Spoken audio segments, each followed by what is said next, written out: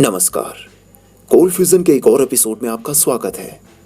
यह वित्तीय स्वतंत्रता है जिसका आप सपना देख रहे हैं जब से आपने लगभग 10 साल पहले अपना कामकाजी करियर शुरू किया था। अब एक दिन आपका दोस्त आपको टेराफॉर्म लैब्स नामक कंपनी की एक दिलचस्प वेबसाइट से परिचित कराता है।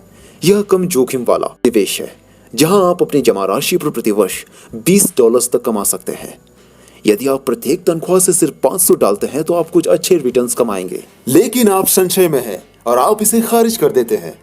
लेकिन बाद में जब आप अपने बचत खाते में बचे पैसे के बारे में सोचते हैं जो कि बाजार की गिरावट से काफी दूर होता है, तब आप अपने लिए सोचते हैं शायद यह एक शॉर्ट के लायक है। वेबसाइट बताती है कि वह स्थिर मुद्रा नामक एक तकनीक का उपयोग कर रहा है। आप वास्तव में नहीं जानते कि वह क्या है, लेकिन आपके मित्र का कहना है कि वह बहुत अधिक जोखिम मुक्त है और आप बस 2 वर्षों में अपनी आधी बचत खो देते हैं। यह एक ऐसी कहानी है जो दुनिया भर के लाखों अन्य लोगों के लिए दर्दनाक रूप से परिचित है। कुल $45 बिलियन मूल्य का लोगों का पैसा इंटरनेट के आसपास एक हफ्ते से भी कम समय में खो गया था। लोग इसे क्रिप्टो का 2008 का संकट कह रहे हैं और अब आप इसके बीच में हैं कि यह आपके साथ कैसे हो सकता है। यह एक डरावनी कहानी है जिसे कई लोग सही जी रहे हैं। आप देख रहे हैं कोल्ड फ्यूजन टीवी।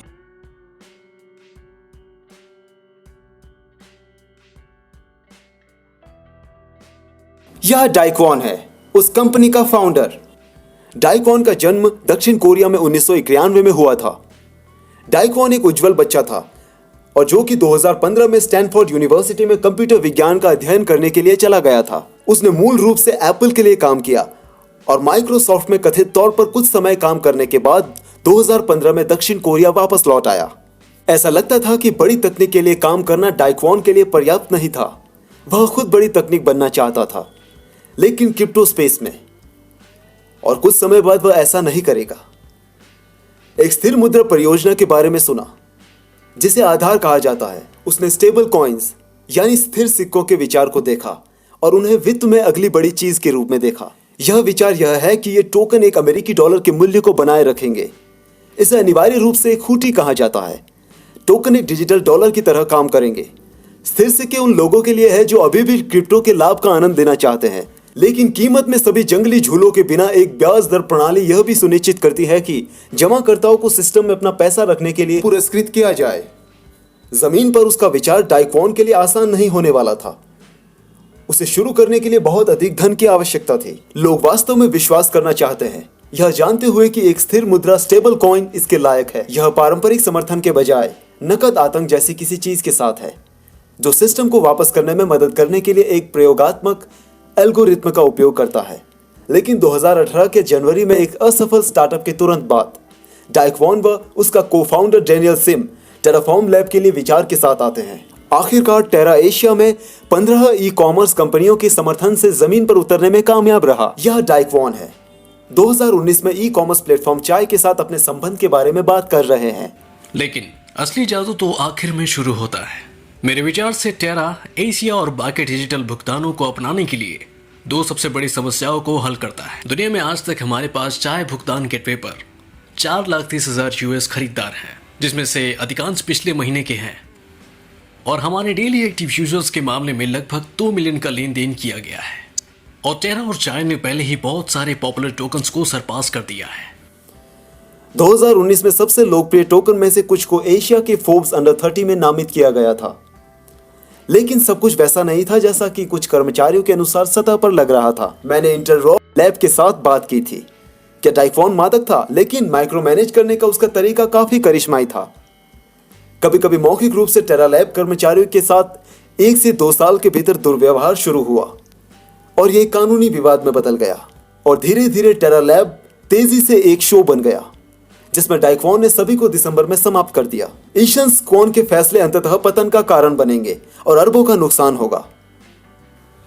और फिर से कम जोखिम वाले तथाकथित एल्गोरिथम स्थिर सिक्के स्टेबल कॉइन्स को विनाशकारी परिणामों के साथ आजमाया गया। उदाहरण के लिए मार्क क्यूबन को लें। उन्होंने अब मिड टाइटन आयरन स्टेबलॉक पर पैसा खो दिया है।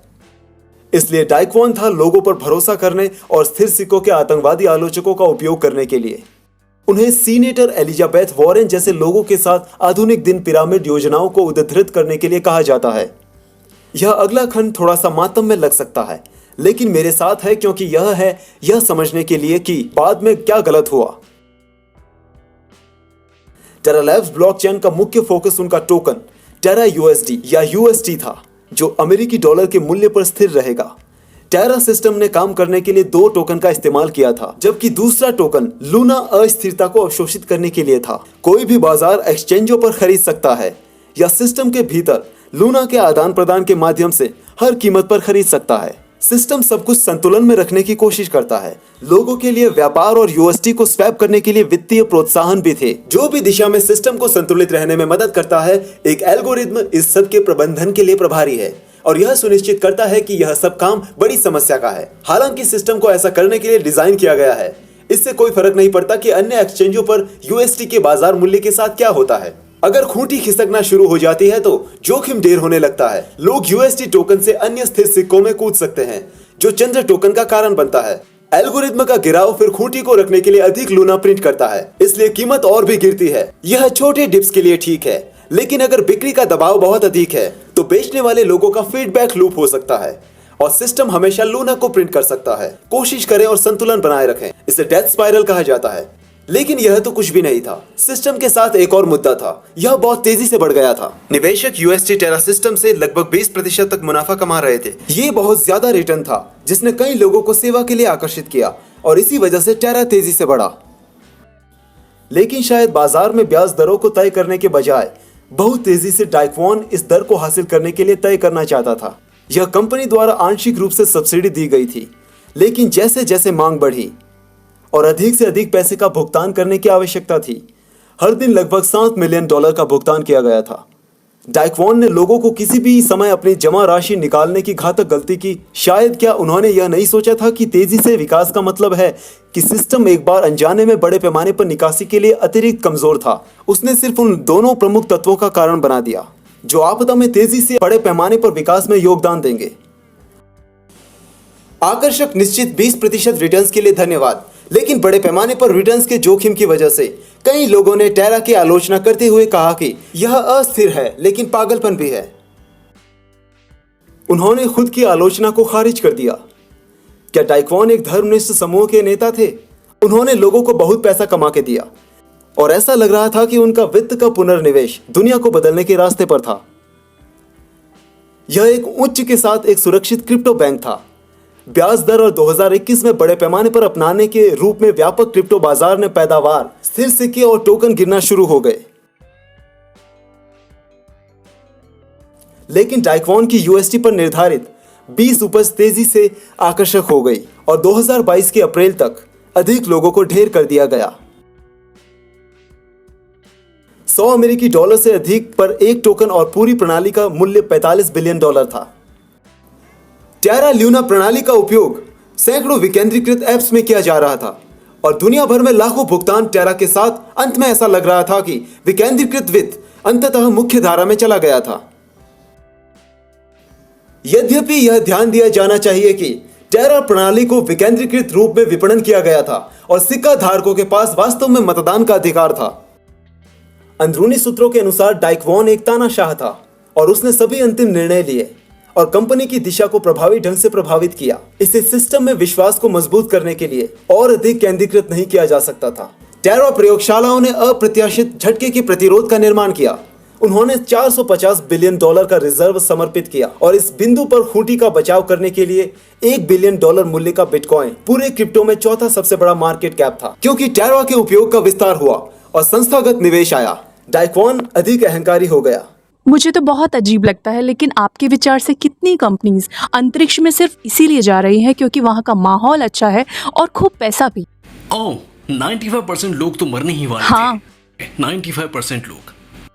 बट हाँ, इन छोटी कंपनीज को देखने में तो मजा ही आ जाता है।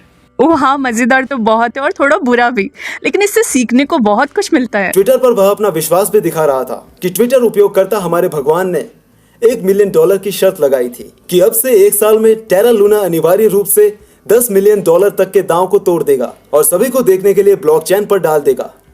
लेकिन पर्दे के पीछे दक्षिण कोरिया के सर्वोच्च न्यायालय के रजिस्ट्री कार्यालय में डाइक्वॉन द्वारा दायर दस्तावेजों के अनुसार चीजें पहले से ही गड़बड़ा रही थी। अप्रैल 2022 की आखिरी तारीख पर कोरियाई कंपनी की इकाई को भंग करने के लिए दायर किया गया था और दुर्घटना से कुछ दिन पहले 4 मई 2022 को मंजूरी दी गई थी। जिन लोगों ने अपनी मेहनत की कमाई को सिस्टम में डाल दिया था, यह एक चिंता का विषय होना चाहिए था। यह फाइनेंशियल फ्रीडम और मन की शांति बहुत मजबूत थी। इस घटना को अंतिम लाल झंडा होना चाहिए था। 9 मई 2022 की शुरुआत से लोगों को कुछ अजीब लगने लगा। ल्यूना ने अपने यूएसटी टोकन पर वादा किया था कि $1 की खूंटी पूर्ववत सुर्खियों में आने लगी थी। यह बनाया गया जब यूएसटी ने एक अमेरिकी डॉलर के अपने सुरक्षित खूंटे से तोड़ना शुरू किया, तो आपदा ने ब्याज देने वाली यूएसटी प्रणाली से बड़ी निकासी की एक श्रृंखला के साथ शुरू किया, जो कि काइनडेस्क के अनुसार राशि लगभग 4 बिलियन थी। एक एकल वॉलेट भी 84 मिलियन मूल्य का डंप किया गया था। इथेरियम ब्लॉकचेन पर और बिनेंस क्रिप्टो एक्सचेंज पर $108 मिलियन। समुदाय के भीतर से इन एलईडी कॉलों से पता चलता है कि डीपीईसी एक समन्वित हमला था, लेकिन लोग इस बारे में चिंता नहीं कर सकते थे कि अब चीजें खराब से बदतर हो गई है। यूएसटी 89 पर व्यापार करना शुरू कर देता है। सेंट तो 85 सेंट खूंटी आने वाले घंटों में वास्तव में विफल हो रहे थे। कुछ उपयोगकर्ता अपने पैसे को साजिश के सिद्धांतों से बाहर निकालते हैं कि वास्तव में यहाँ क्या हो रहा है और ऑनलाइन जड़ें जमाने लगते हैं, तो और भी अधिक उपयोगकर्ता इस बार अपने फंड को एक बार में निकालने का प्रयास करते हैं। नेटवर्क भीड़ भाड़ वाला हो जाता है। ल्यूना फाउंडेशन गार्ड का एक संगठन जो टेरर सिस्टम का समर्थन करने वाला है, उसने बचाव के लिए 1.5 बिलियन के आपातकालीन ऋण की घोषणा की। अमेरिकी डॉलर के लिए खूंटी फाड़ दी, लेकिन यह काम नहीं करता है। यूएसटी 50 सेंट पर गिर जाता है तो 20 सेंट अपने स्थिर $1 के वादे से बहुत दूर है। ल्यूना भी दुर्घटनाग्रस्त होता है। यह $70 है, फिर $20 और फिर $10। ल्यूना की हाइपर मुद्रास्फीति अर्थात बाजार में गिरावट हो रही थी। हर किसी की आंख नीचे होने से ठीक पहले ल्यूना 5 सेंट गिर गया था, अब लगभग शून्य। अविश्वसनीय, अब एक मामूली 10 सेंट पर बैठता है। पतन ने लगभग $45 बिलियन का बाजार पूंजीकरण मिटा दिया। ल्यूना 119 के सर्वकालिक उच्च से नीचे चला गया।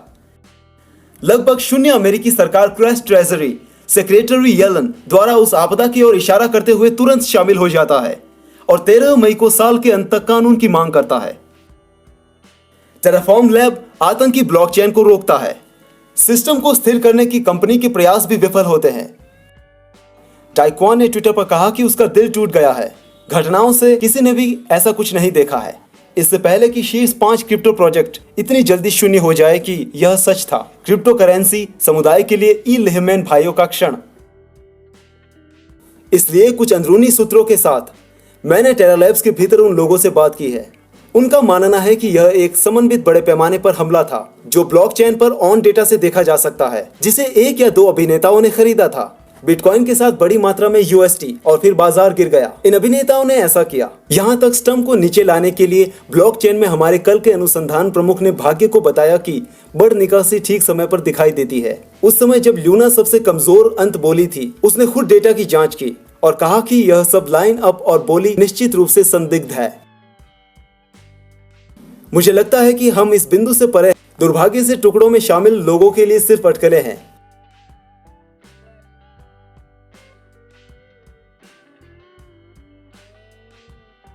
जगह में डोमिनोज को गिरने के लिए स्थापित किया गया था। एक बार कीमत गिरना शुरू हो गई थी, लोगों को बेच दिया गया था और एल्गोरिथ्म ने अधिक लूना को प्रिंट करने के लिए कोशिश की और कीमत को भी कम कर दिया। कई लोगों को संदेह है कि अपराधी एक बड़ा बचाव कोष था, लेकिन ठोस सबूत अभी तक नहीं मिले हैं। यह बदल सकता है क्योंकि जांच अभी जारी है। कुछ ऐसे कारक हो सकते हैं जिनके बारे में हम नहीं जानते हैं, जो सामने आ सकते हैं।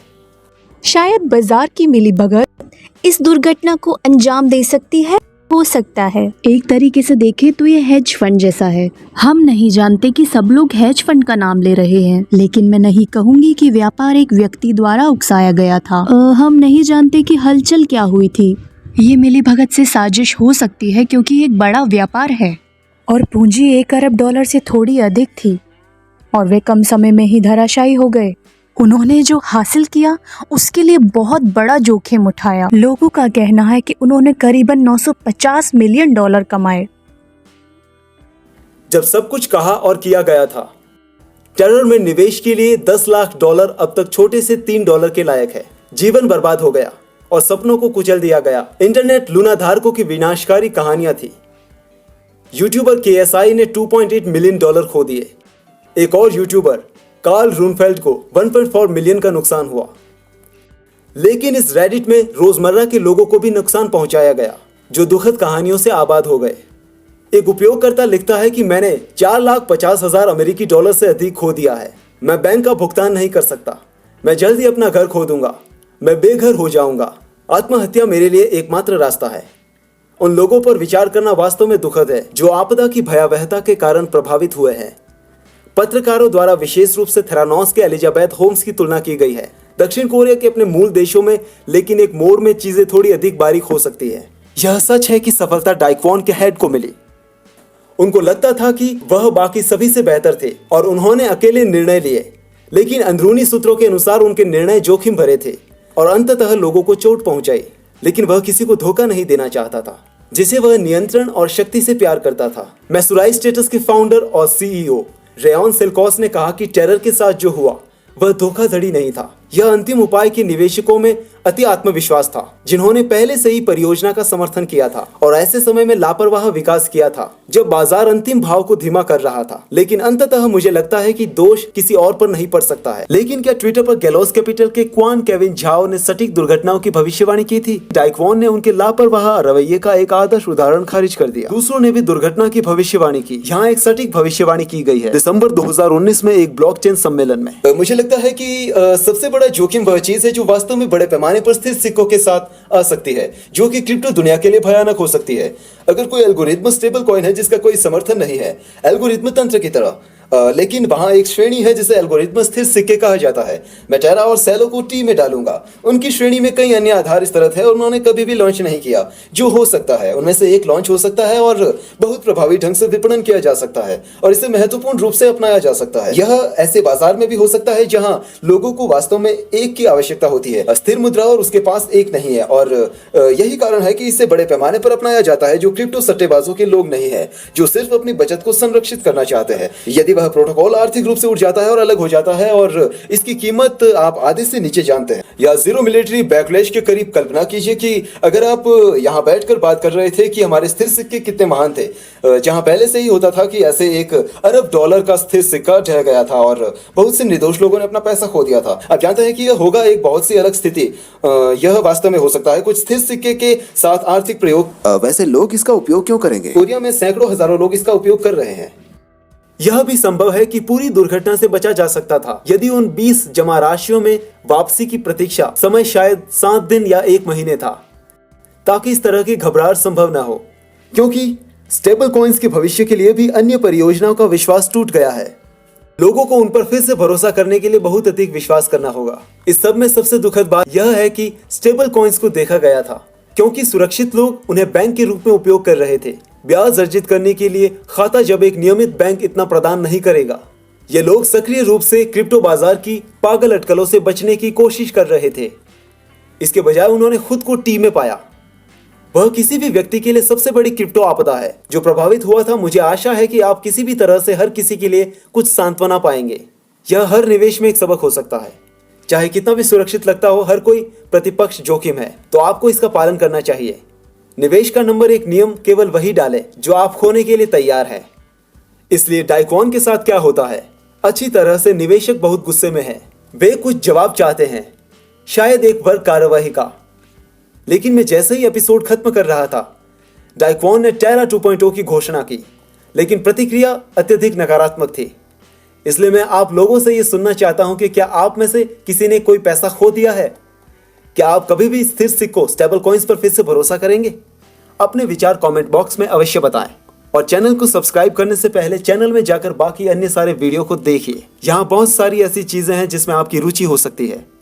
आप देख रहे हैं कोल्ड फ्यूजन।